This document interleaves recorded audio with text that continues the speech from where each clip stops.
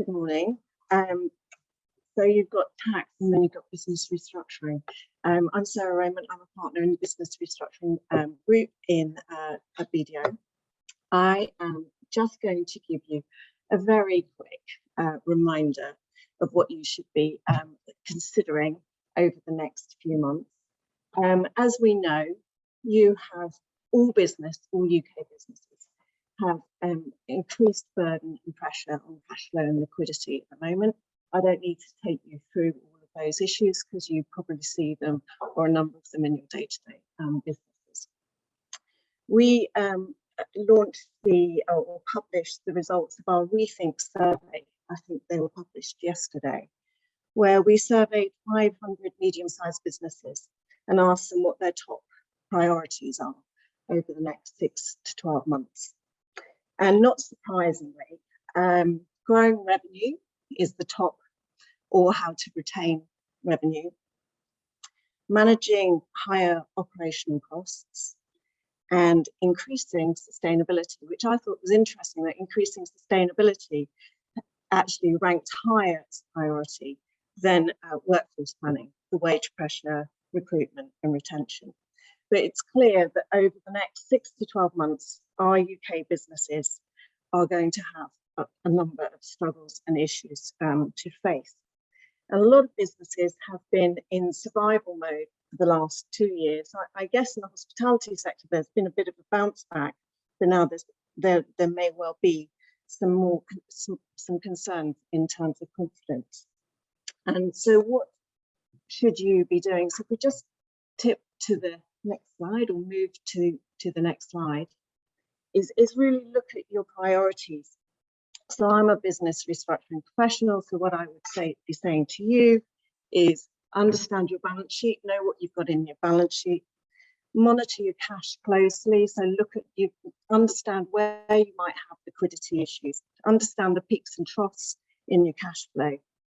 Have a robust set of integrated forecasts, so integrated, not standalone cash flow in our balance sheet. When we go into businesses, it always surprises us that people don't have integrated forecasts, and therefore actually there can be a disconnect. Having those forecasts, not just for your going concern review at the time of your audit, helps you to manage your business, and I'm sure everybody in the room and on the call that you do have them. Identifying the key KPIs that will impact on your business and factor those into your forecasts. That enables you to then understand where issues might be arising.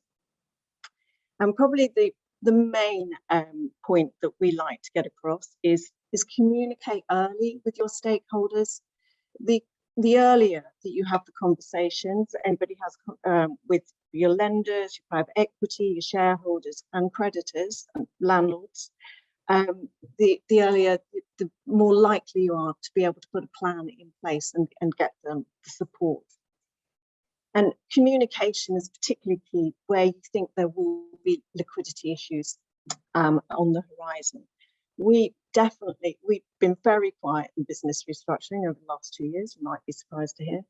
But in the last 3 to 4 months, we've had a lot more conversations with businesses. So at the outset of the pandemic, lots of conversations about how do we manage our cash flow, how do we negotiate with our landlords and our creditors. With all the government support, lots of businesses didn't need our services. It's now becoming more obvious that businesses are facing liquidity issues as the government support has been pulled back. And now, as we've heard, HMRC and the lenders are looking to start to recover deferred tax and the loans. So early communication is key. And also take advice.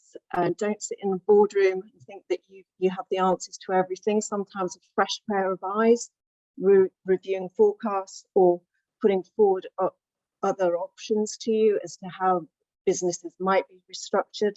The earlier that a company or a business engages with professionals, the more likely it is that the company can be saved as opposed to the business being saved. So some of our sort of key takeaways are: understand your balance sheet, prepare your forecasts, make sure that you can flex your forecasts, communicate with your stakeholders, and take advice when as soon as possible. And there's just one point, just pick up on what Martin was saying. On the time to pay arrangements, we have a tax disputes team that engage with HMRC.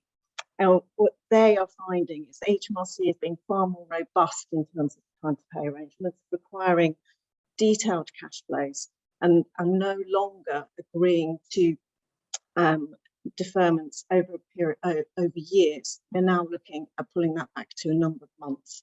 So it might be more challenging to get time to pay arrangement in place with HMRC.